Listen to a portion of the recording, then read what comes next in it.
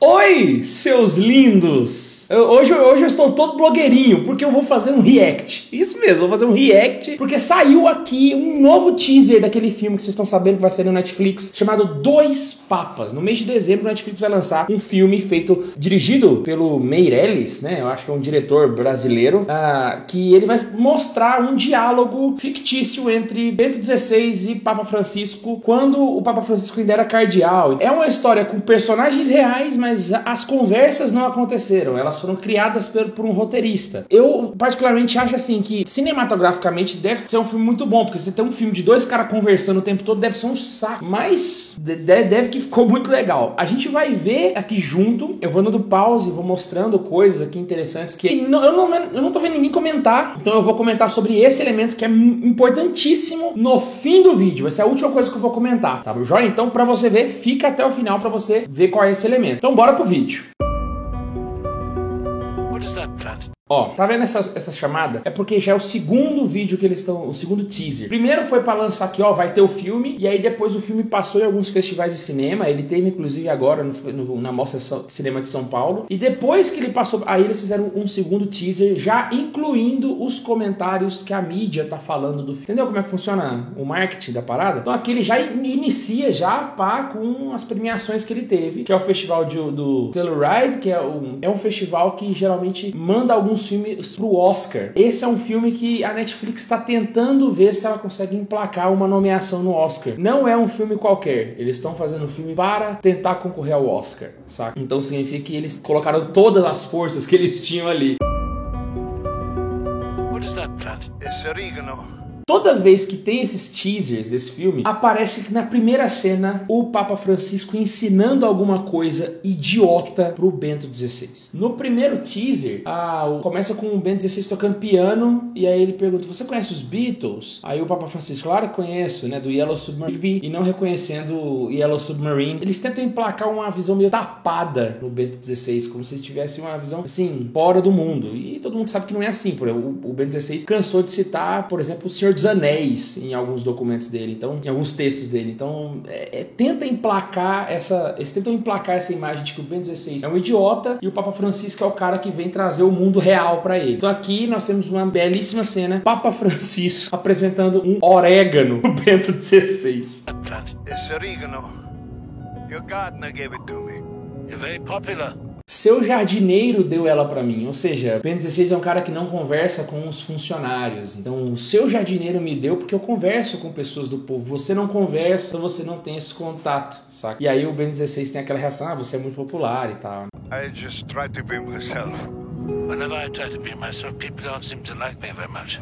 Quando tento ser eu mesmo, realmente não gostam muito de mim. Ele encerra a frase com essa clara, confirmando o que eu falei. Eles querem impactar de que Bento XVI é um cara ríspido, que ele não é um cara amigável e etc. Então aí a gente já vê vários problemas na própria visão de quem é o Bento XVI e também tentando emplacar uma imagem.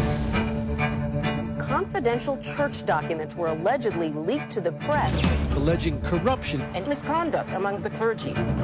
I hope this business is not too distressing. Does a shepherd run away when the wolves appear?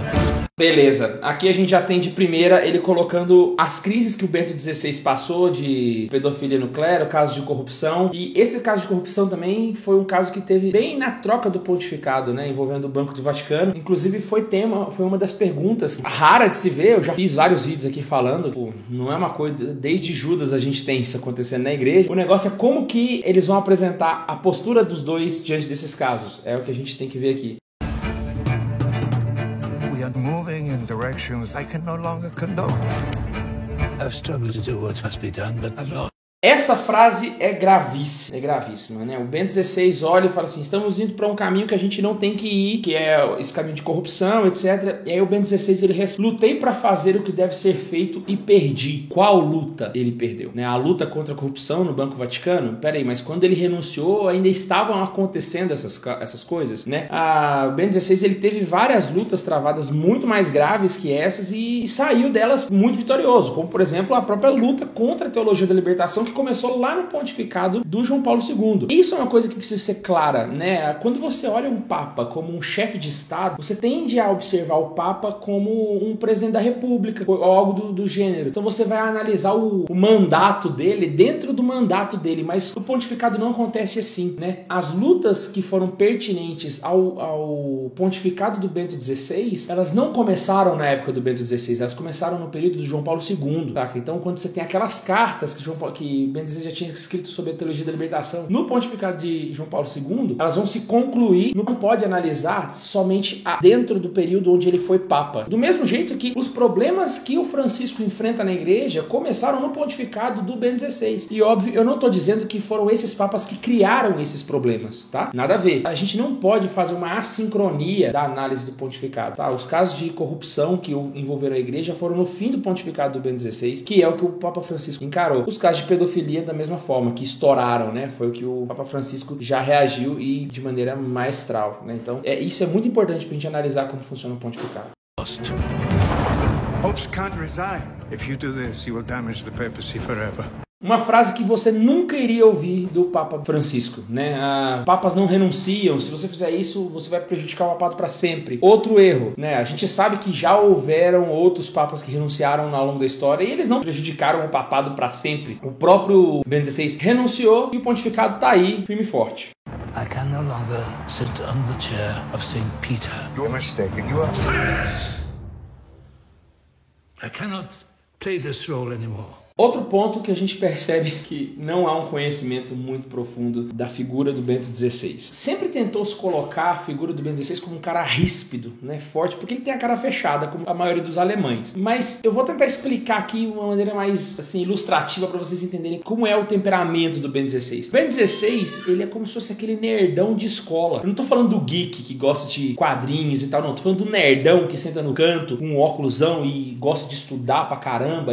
Esse é o Bento XVI. E existem vários documentários onde você consegue ver isso de perto. E não é à toa que ele teve toda uma vida acadêmica antes de ser papa, né? O Bento XVI, ele é um cara da universidade. Ele foi professor universitário, é um dos grandes pensadores teólogos do mundo contemporâneo, se não o maior teólogo vivo por causa disso. Ele é um cara que gosta do seu escritóriozinho, de ficar estudando. Ele não é um João Paulo II, que gosta de conversar, que tá com o povo, né? Igual Francisco também, não é. Ele não é esse cara. Mas ele não é ríspido, muito pelo contrário, ele é muito mais retraído e fechado. Pena que as pessoas não entendam isso e tentam colocar esse Bento XVI que grita. Que inclusive aqui é o Anthony Hopkins que tá fazendo. E tá fazendo muito bem feito, por sinal, né? Porque afinal de contas é o Anthony Hopkins. Mas é bom deixar isso claro. Bento XVI não é desse jeito, beleza?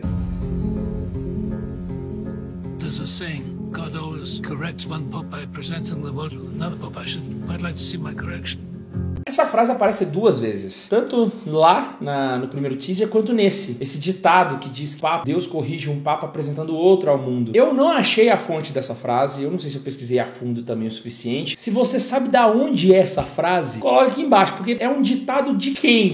Sabe da onde? Eu sou católico, eu nunca ouvi essa frase. Talvez eu tô desatualizado, mas se for, escreve nos comentários. Você sabe de onde é essa frase? Eu tô muito curioso para saber. Quando tenga la tierra, Reform needs a politician. Jogou a sementinha. Uma reforma precisa de um político. Francisco seria esse reformador da igreja? Existiram pessoas que tentaram reformar a igreja. Não deu muito certo, né? Não é um grande exemplo de pessoas se seguir.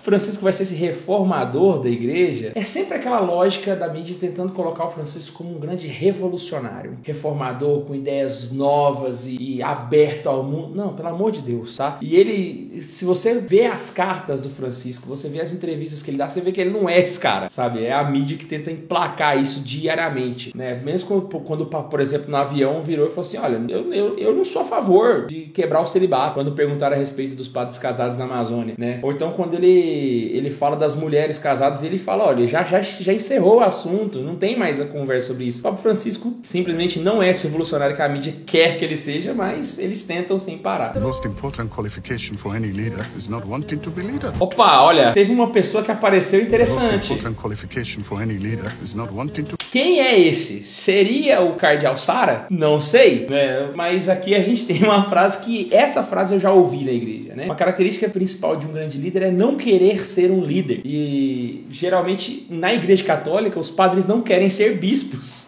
E os bispos não querem ser cardeais, e os cardeais não querem ser papa. É uma coisa muito comum que a gente ouve falar. Então aqui a gente tem uma frase, se for o Cardeal Sara, ele tá falando daquilo que a igreja pensa mesmo, saca?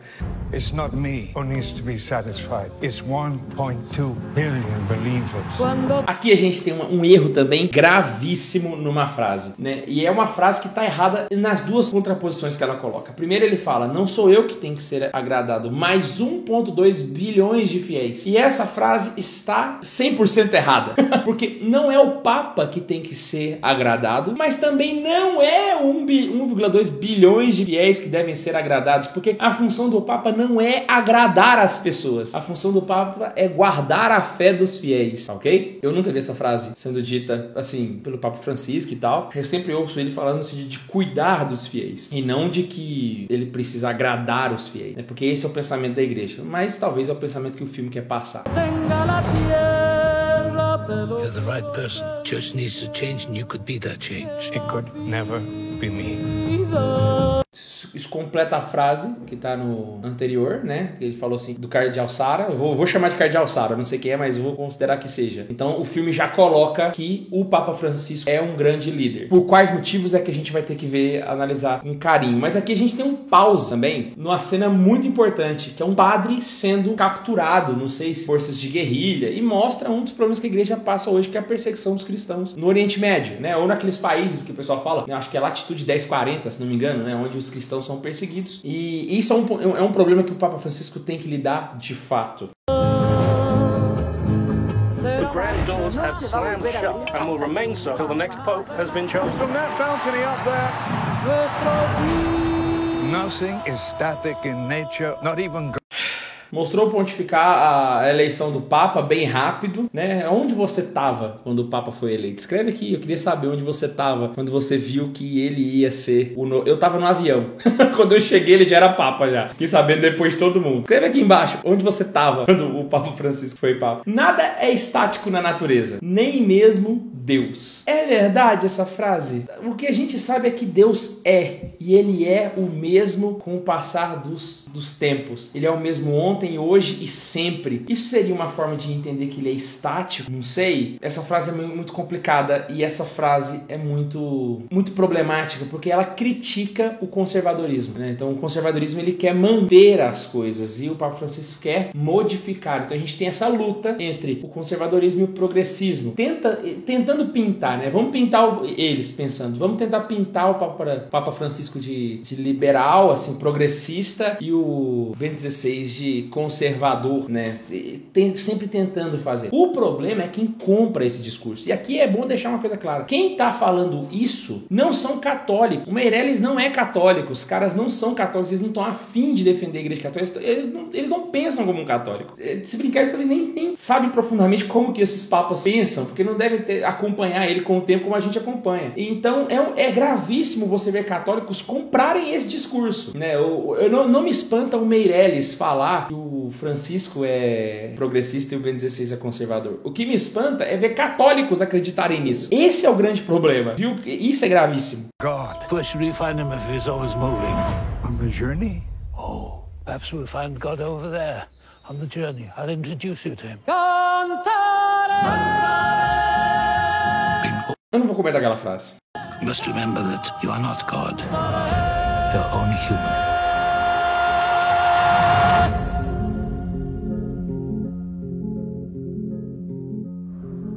Aqui temos já, então, encerramento. Beleza, acabou. Vai entrar dia 20 de dezembro na Netflix. Quando sair, a gente vai comentar. E agora, eu quero comentar com vocês a respeito do ponto que pouca gente está comentando e que é importantíssimo a gente falar. Aqui no meio, eu vou tentar achar aqui o trecho. Achei. É aqui que tá o trecho que pouca gente tá percebendo e que tá passando a visão sociológica. E tá passando despercebido, mas tá aqui de mão beijada para todo mundo perceber. Eu quero que vocês não vejam a cena. Eu quero que vocês escutem a cena. Olha isso aqui.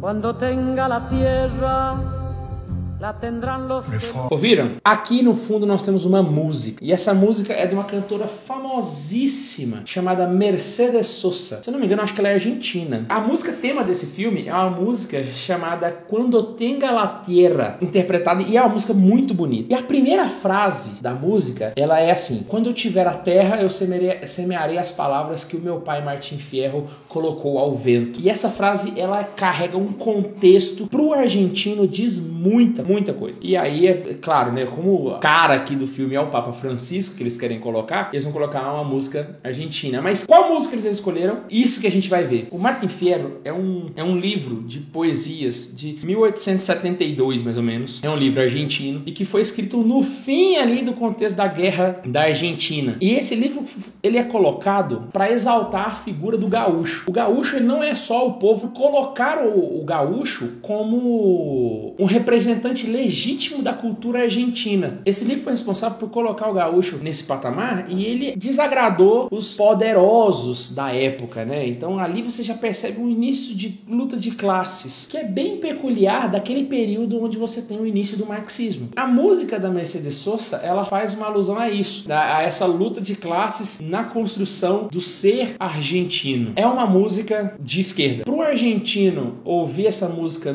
nesse filme é a mesma coisa da gente ouvir aquela música caminhando e cantando e seguindo a canção. Você já ouviu essa música, né? Vem, vamos embora, que esperar não é saber. Essa música, ela é assim pra quem tá assistindo o filme. Ela é muito nítida, é muito clara. Então a gente já pode esperar não, já está claro que o filme é uma apologia ao progressismo, que é colocar o Papa Francisco como um garoto propaganda da esquerda, embora ele mesmo não apareça. Então é a esquerda tentando imprimir no Papa a imagem que eles têm dele. Eu vou deixar, traduções estão horríveis. Eu fui em tudo quanto é tradução, tá uma bosta, tá? Então eu vou deixar o original, não é tão difícil de pegar, vocês vão conseguir entender. E aí dá pra ver mais ou menos o que é o objetivo desse filme, beleza? E você? O que você tá achando desse filme? Você vai assistir? Você não vai assistir? Você acha que tá confirmado o que eu tô falando ou que eu viajei na maionese? Escreve nos comentários, eu quero saber o que você acha desse teaser. Valeu? Também vou deixar aqui na descrição o vídeo na íntegra dele pra você poder assistir e tirar também suas próprias conclusões. E a gente se encontra aqui toda semana no Santa Carona. Espero que você esteja gostando desses novos vídeos que estão saindo, beleza? E falou, é nóis, beijo e tchau!